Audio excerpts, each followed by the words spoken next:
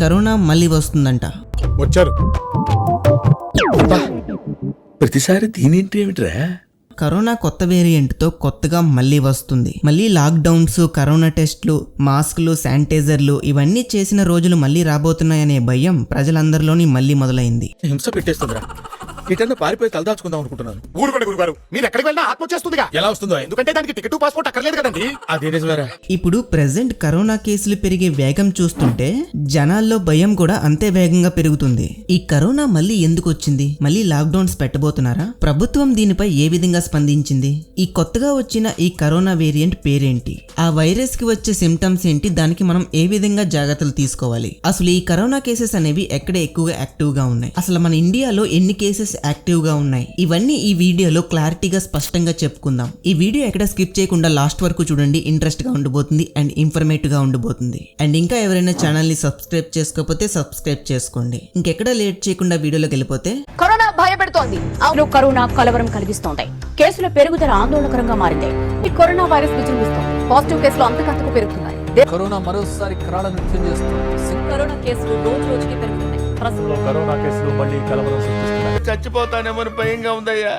అసలు ఈ కరోనా అనేది మళ్ళీ ఎందుకు వచ్చింది అనే ప్రశ్నకి అసలు ఈ కరోనా అనేది ఎక్కడికి పోయింది? ఎక్కడికి పోలేదు. కాకపోతే కొన్ని రోజులు మన మధ్యకి రావడం మానేసిందంతే. ఇప్పుడు మళ్ళీ జనమంతా ఇష్టం వచ్చినట్టు తిరుగుతున్నారు. ఈ మాస్కులు, శానిటైజర్లు అన్ని పక్కన పెట్టేసి కరోనా అనేది ఒకటి ఉంది అని మర్చిపోయారని చెప్పి మళ్ళీ నేను రావాల్సిన సమయం వచ్చింది అని కొత్త వేరియంట్ తో మళ్ళీ జనాల మధ్యకి వచ్చేసింది. 2020లో మొదలైన ఈ కరోనా వైరస్ ప్రపంచం మొత్తాన్ని తలకిందులుగా చేసి పడేసింది. దానికి కొన్ని లక్షల మంది బలైపోయారు. ఇప్పుడు 2025లో కరోనా మళ్ళీ వచ్చింది. 2025లో వెలుగులోకి వచ్చిన కొత్త వేరియంట్ పేరు JN.1. ఇది ఇంతకు ముందు వచ్చిన ఒమిక్రాన్ ఫ్యామిలీకి చెందిన వేరియంటే. ఇది మొదట US, UK లాంటి దేశాల్లో కనిపించింది.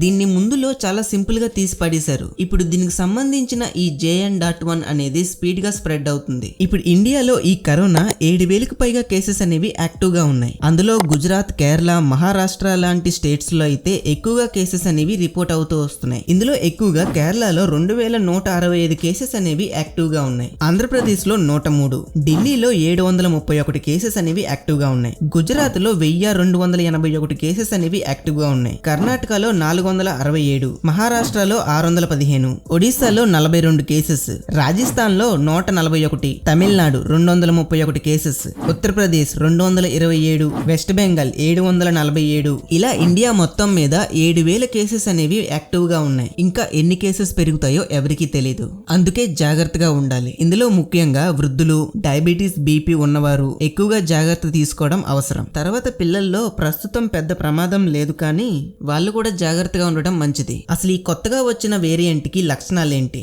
మనందరికీ తెలిసిన లక్షణాలే. జలుబు, దగ్గు, తలనొప్పి, జ్వరం, గొంతులో ఇన్ఫెక్షన్ రావటం, అలసట రావటం, ఊపిరి సరిగ్గా అందకపోవడం, ఛాతీ నొప్పి రావటం. ఇలా ఈ లక్షణాలన్నీ సాధారణ ఫ్లూ అని అనుకుంటారు. అందుకే చాలా మంది నిర్లక్ష్యం చేస్తారు. కొంతమంది ఇంట్లోనే వైద్యం చేస్తారు, కానీ అదే ప్రమాదం. ఈ లక్షణాల్లో ఏదైనా మీకు ఎక్కువగా వస్తే దగ్గరలో ఉన్న హాస్పిటల్కి వెళ్లి కరోనా టెస్ట్ చేయించుకోవడం మంచిది. దీనికి మనం తీసుకోవాల్సిన జాగ్రత్తలు కూడా మనందరికీ తెలిసిందే. ఏంటి? మాస్కులు, శానిటైజర్లు యూజ్ చేయాలి, చేతులు తరచుగా కడుక్కోవాలి, జనం గుంపులో ఉండేటప్పుడు జాగ్రత్తగా ఉండాలి, అదే సోషల్ డిస్టెన్స్ పాటించాలి. అండ్ ఇంకా మంచి ఆహారం తీసుకోవాలి. మంచి ఆహారం అంటే ఫాస్ట్ ఫుడ్, ఈ రోడ్ సైడ్ ఫుడ్ కాదు. అంటే పానీపూరీలు, సమోసాలు అవి కాదు. ఇవన్నీ తీసుకుంటే నువ్వే కరోనాని ఆహ్వానించినట్టు ఉంటది. అందుకే మంచి హెల్తీ ఫుడ్ తీసుకోవాలి.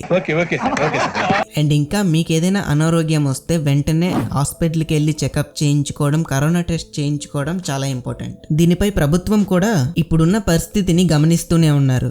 దానిపై చర్యలు కూడా తీసుకుంటున్నారు. అండ్ ఎలాంటి పానిక్ అవ్వాల్సిన అవసరం లేదని కూడా చెప్తున్నారు. కానీ కొన్ని రాష్ట్రాల్లో ఎయిర్పోర్ట్ స్క్రీనింగ్ మొదలైంది. అండ్ అలాగే కొంతమంది ఫేక్ న్యూసెస్ విని భయపడుతున్నారు. కొన్ని అధికారిక వెబ్సైట్స్ ఉంటాయి, అవి మాత్రమే ఫాలో అవ్వండి. అండ్ ఇప్పటి వరకు లాక్డౌన్ గురించి ఎలాంటి అధికారిక ప్రకటన కూడా లేదు. లాక్డౌన్ పెట్టే పరిస్థితి కూడా ఉండదు అనుకుంటున్నా. ఇంకా ఫైనల్ గా ఈ కరోనాపై మళ్ళీ భయపడాల్సిన పని లేదు, కానీ నిర్లక్ష్యం చేయాల్సిన అవసరం కూడా లేదు. ఇప్పుడు మనకు వ్యాక్సిన్స్ ఉన్నాయి, ఆరోగ్యంపై అవగాహన ఉంది, ఏ విధమైన జాగ్రత్తలు తీసుకోవాలో తెలుసు. ఇవన్నీ ఇంతకు ముందు వచ్చిన కరోనాలో తెలుసుకున్నాం. ఇప్పుడు మళ్ళీ కరోనా వచ్చినా సరే దానిపై పోరాడడానికి రెడీగా ఉన్నాం. మనం కొద్దిగా జాగ్రత్తగా ఉంటే చాలు, మళ్ళీ కరోనాకు చెక్ పెట్టొచ్చు. అండ్ అలాగే లాక్డౌన్ అంటే ఇష్టపడే వాళ్ళు కూడా ఉన్నారు. స్కూళ్ళు, కాలేజీలు ఉండవు, హ్యాపీగా ఇంట్లోనే కూర్చోవచ్చు అని. అలాంటి వాళ్ళు ఎవరైనా ఉంటే కామెంట్ లో చెప్పండి. చెప్పండి. అండ్ ఈ వీడియోకి ఇంతే. ఈ వీడియో మీకు ఎలా అనిపించిందో కామెంట్ లో చెప్పండి. ఈ వీడియో నచ్చితే లైక్ చేయండి. ఈ వీడియోని మీకు తెలిసిన వాళ్ళందరికీ షేర్ చేయండి, ఎందుకంటే వాళ్ళు కూడా ఈ విషయాలన్నీ తెలుసుకుంటారు. అండ్ ఇంకా ఎవరైనా ఛానల్ ని సబ్స్క్రైబ్ చేసుకోకపోతే సబ్స్క్రైబ్ చేసుకోండి. ఈ వీడియో ఇక్కడి వరకు చూసిన ప్రతి ఒక్కరికి థ్యాంక్ యూ సో మచ్. మరొక వీడియోతో మళ్ళీ కలుద్దాం. జై హింద్.